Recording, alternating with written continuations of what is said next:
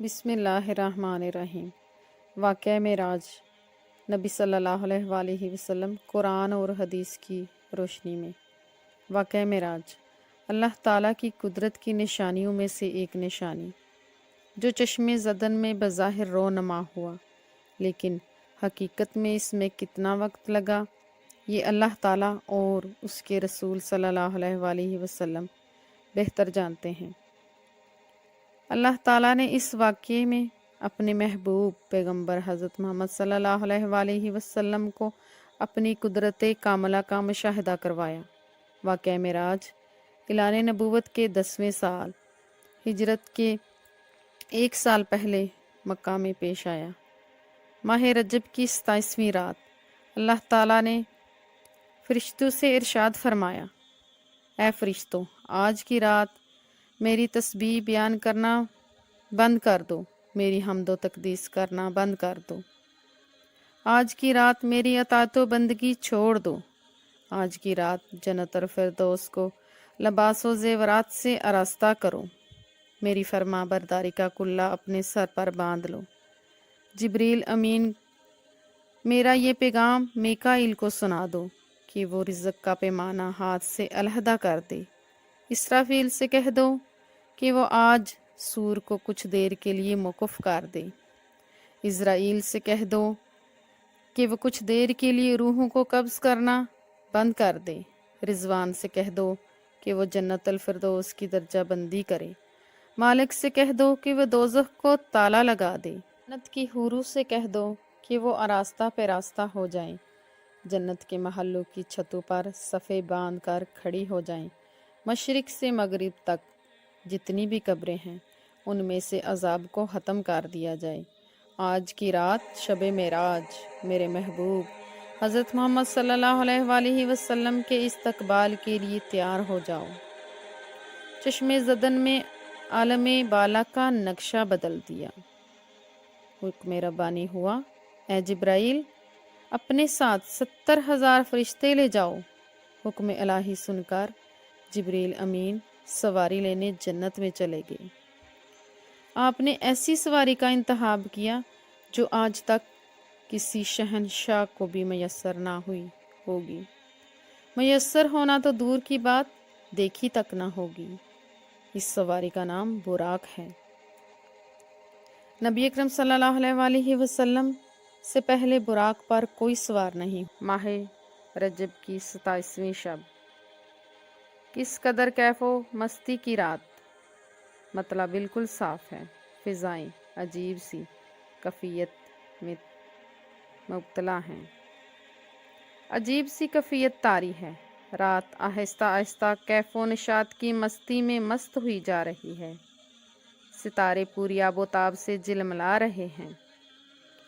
پوری دنیا پر پرسکوت خاموشی کا عالم طاری ہے۔ نصف شب گزرنے کو ہے کہ یکایک آسمانی دنیا کا دروازہ کھلتا ہے۔ انوار و تجلیات کے جلوے سمیٹے حضرت جبریل امین علیہ السلام نورانی مخلوق کے جرمٹ میں جنتی براق لیے آسمان کی بلندیوں سے اتر کر حضرت ام ہانی رضی اللہ تعالیٰ عنہ کے گھر تشریف لاتے ہیں، جہاں مہر نبوت حضرت محمد صلی اللہ علیہ وآلہ وسلم محو خواب ہیں۔ آنکھیں بند کیے، دل بیدار، آرام فرما رہے ہیں۔ حضرت جبریل امین ہاتھ باندھے کھڑے ہیں، سوچ رہے ہیں کہ اگر آواز دے کر جگایا تو بے ادبی ہو جائے گی۔ فکر مند ہیں کہ معراج کے دولہا کو کیسے بیدار کیا جائے۔ اسی وقت حکم ربانی ہوا: اے جبرائیل، اے جبرائیل، میرے محبوب کے قدموں کو چوم لے۔ اسی دن کے واسطے تجھے کافور سے پیدا کیا تھا۔ تیرے لبوں کی ٹھنڈک پا کر میرے محبوب کی آنکھیں کھل جائیں۔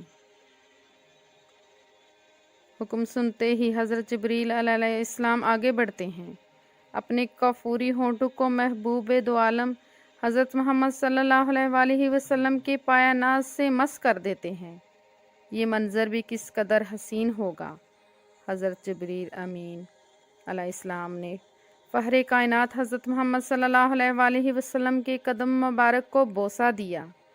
جبریل امین علیہ السلام کے ہونٹوں کی ٹھنڈک پا کر حضور صلی اللہ علیہ وآلہ وسلم بیدار ہوتے ہیں، دریافت کرتے ہیں، اے جبرائیل کیسے آنا ہوا؟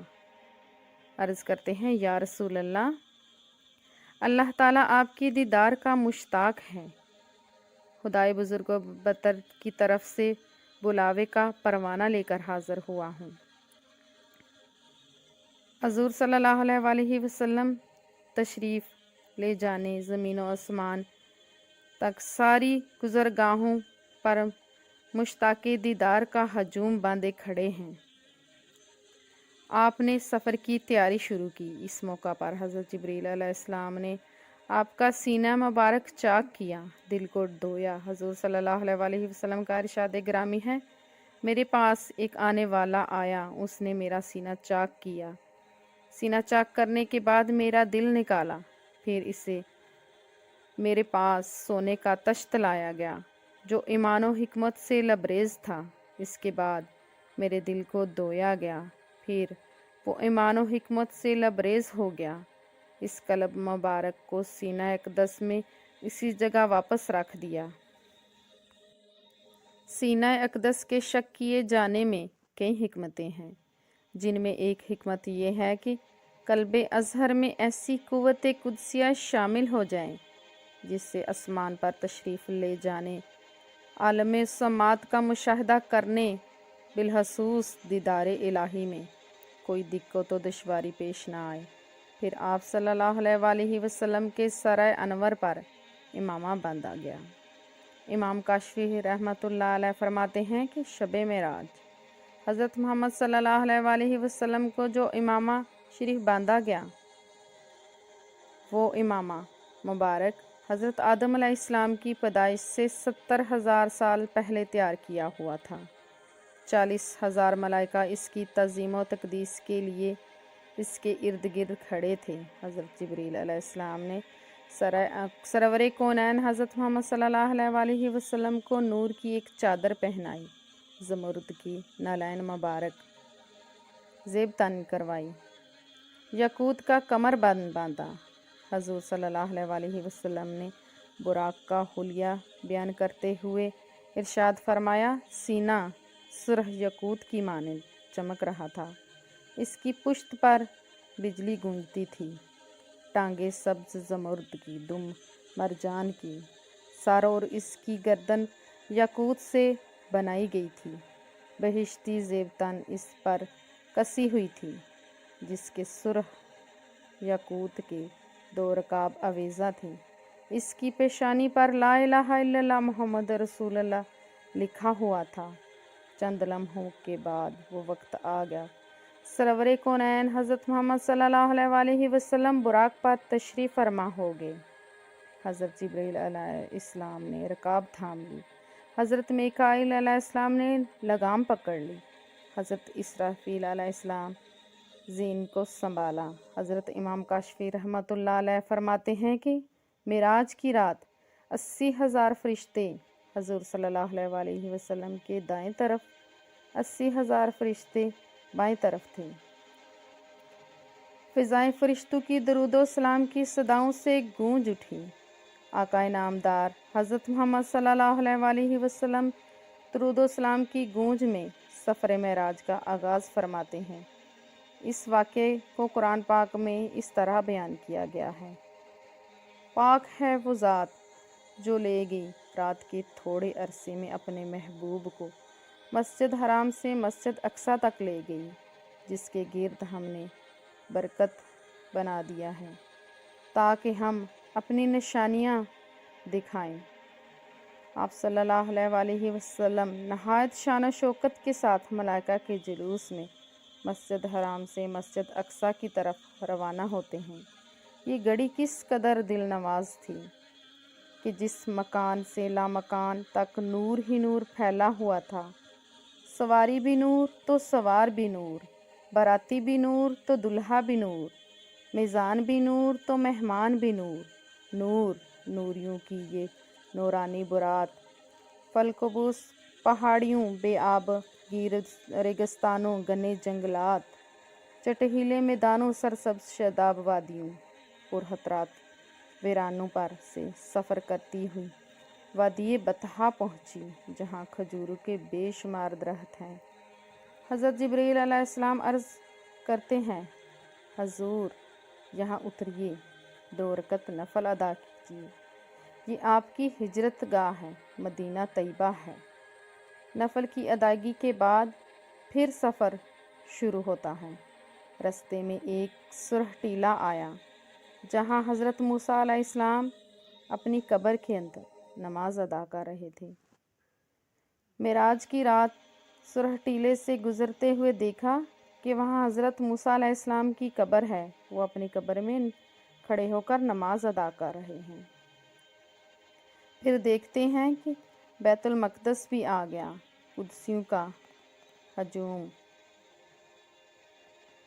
हूरो गुल्मा खुशामदीद कहने के लिए तकरीबन 1,24,000 अंबिया मुरसलीन इस्तकबाल के लिए बेचैन और बेकरार थे। हज़ूर अक़दस सल्लल्लाहु अलैहि वसल्लम उस मकाम पर तशरीफ़ फरमा हुए जिसे बाबे मोहम्मद सल्लल्लाहु अलैहि वसल्लम कहा जाता है। हज़रत जिब्रील अलैहिस्सलाम एक पत्थर के पास आए जो उस जगह मौजूद था। हज़रत जिब्रील अलैहिस्सलाम ने इस पत्थर में उंगली मारकर सुराख किया और बुराक को बांध दिया। आफ्ताब नबूवत हज़रत मोहम्मद सल्लल्लाहु अलैहि वसल्लम मस्जिद अक़सा में दाखिल होते हैं। सहने हरम से फलक तक नूर ही नूर छाया हुआ है। सितारे मांद पड़ चुके हैं। कुदसी सलामी दे रहे हैं। हज़रत जिब्राईल अलैहिस्सलाम अज़ान देते हैं। तमाम अंबिया रुsul सफ़ दर सफ़ खड़े हो रहे हैं। जब सफ़े बंध चुकी तो इमाम फ़हरे अंबिया हज़रत मोहम्मद सल्लल्लाहु अलैहि वसल्लम इमामत फरमाने के लिए तशरीफ़ लाते हैं। तमाम अंबिया रुsul इमामुल अंबिया की इक़दार में 2 रकत नफल अदा करते हैं। अपनी नियाज़मंदी का ऐलान करते हुए मलाइका और अंबिया इकराम सब के सब सर तस्लीम हम किए हुए खड़े हैं। बैतुल मक़दस में आज तक ऐसा दिल नवाज मंज़र और रूह परवर समा नहीं देखा होगा। वहाँ से फारग होते ही अज़मत और रिफ़त के परचम फिर बुलंद होते हैं। दुरूद व सलाम की फ़िज़ाएं एक मर्तबा फिर गूंज उठती हैं। सरवरे कौनैन हज़रत मोहम्मद सल्लल्लाहु अलैहि वसल्लम नूरानी महलूक के जुर्मट में आसमान की तरफ रवाना होते हैं। हज़ूर अक़दस सल्लल्लाहु अलैहि वसल्लम फरमाते हैं, फिर मुझे ऊपर ले जाया गया। बुराक की रफ्तार का ये आलम था कि जहाँ निगाह की इंतहा होती वहाँ बुराक का पहला कदम होता। फ़ौरन ही पहला आसमान आ गया। हज़रत जिब्रील अलैहिस्सलाम ने दरवाज़ा खटखटाया। दरबान ने पूछा, कौन है? जवाब दिया गया, जिब्रील अमीन। पूछा, आपके साथ कौन है? हज़रत जिब्रील अमीन ने कहा, हज़रत मोहम्मद सल्लल्लाहु अलैहि वसल्लम हैं। दरबान ने कहा, मरहबा, दरवाज़े इन्हीं के लिए खोले जाएंगे। दरवाज़ा खोल दिया गया। आसमान अव्वल पर हज़रत आदम अलैहिस्सलाम ने हज़ूर सरवरे कौनैन हज़रत मोहम्मद सल्लल्लाहु अलैहि वसल्लम को खुशामदीद कहा। दूसरे आसमान पर हज़रत ईसा अलैहिस्सलाम ने हज़रत याह्या अलैहिस्सलाम ने हज़ूर अक़दस सल्लल्लाहु अलैहि वसल्लम को खुशामदीद कहा। तीसरे आसमान पर हज़रत यूसुफ़ अलैहिस्सलाम ने, चौथे आसमान पर हज़रत इब्राहीम अलैहिस्सलाम ने, पाँचवें आसमान पर हज़रत हारून अलैहिस्सलाम ने, छठे आसमान पर हज़रत मूसा अलैहिस्सलाम ने, सातवें आसमान पर हज़रत इब्राहीम अलैहिस्सलाम ने सरवरे कौनैन हज़रत मोहम्मद सल्लल्लाहु अलैहि वसल्लम का इस्तकबाल किया, खुशामदीद कहा। फिर